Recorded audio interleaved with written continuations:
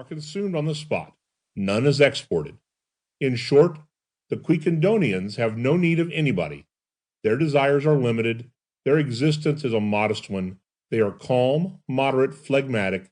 In a word, they are Flemings, such as are still to be met with sometimes between the Scheldt and the North Sea. End of Chapter 1. Dr. Ox's Experiment by Jules Verne. Chapter 2, in which the Burgomaster Van Tricasse and the Councillor Nicholas consult about the affairs of the town. "You think so?" asked the Burgomaster. "I think so," replied the Councillor, after some minutes of silence. "You see, we must not act hastily," resumed the Burgomaster. "We have been talking over this grave matter for 10 years," replied the Councillor Nicholas, "and I confess to you, my worthy Van Tricasse, that I cannot yet take it upon myself to come to a decision." "I quite understand your hesitation," said the Burgomaster, who did not speak until after a good quarter of an hour of reflection. "I quite understand it, and I fully share it. We shall do wisely to decide upon nothing without a more careful examination of the question."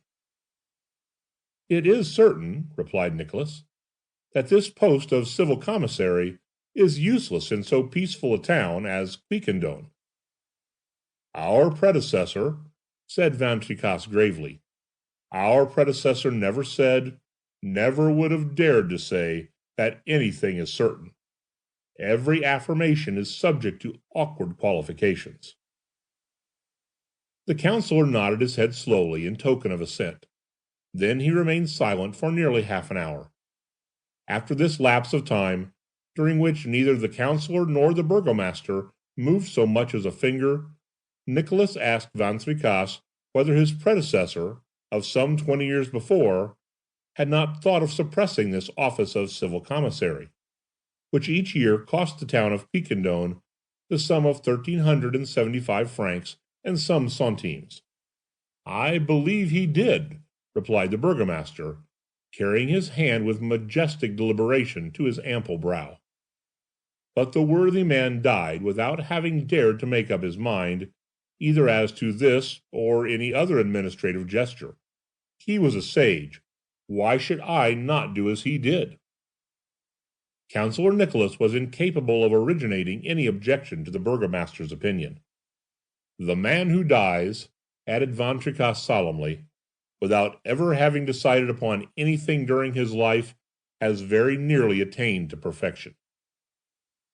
This said, the Burgomaster pressed a bell with the end of his little finger, which gave forth a muffled sound, which seemed less a sound than a sigh.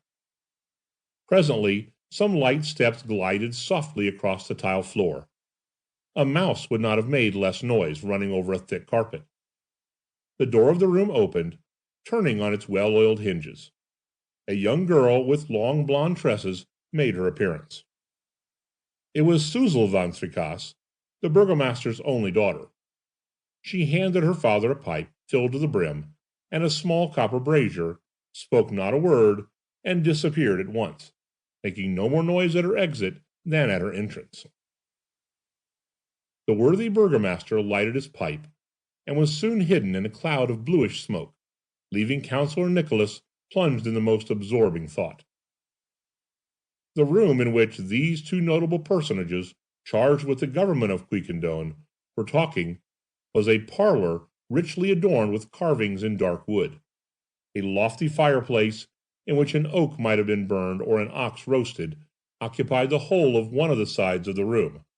Opposite to it was a trellised window, the painted glass of which toned down the brightness of the sunbeams. In an antique frame above the chimney-piece appeared the portrait of some worthy man, attributed to Memling, which no doubt represented an ancestor of the Van Tricasses, whose authentic genealogy dates back to the 14th century, the period when the Flemings and Guy de Dampierre were engaged in wars with the Emperor Rudolph of Habsburg. The parlor was the principal apartment of the Burgomaster's house, which was one of the pleasantest in Quiquendone. Built in the Flemish style, with all the abruptness, quaintness, and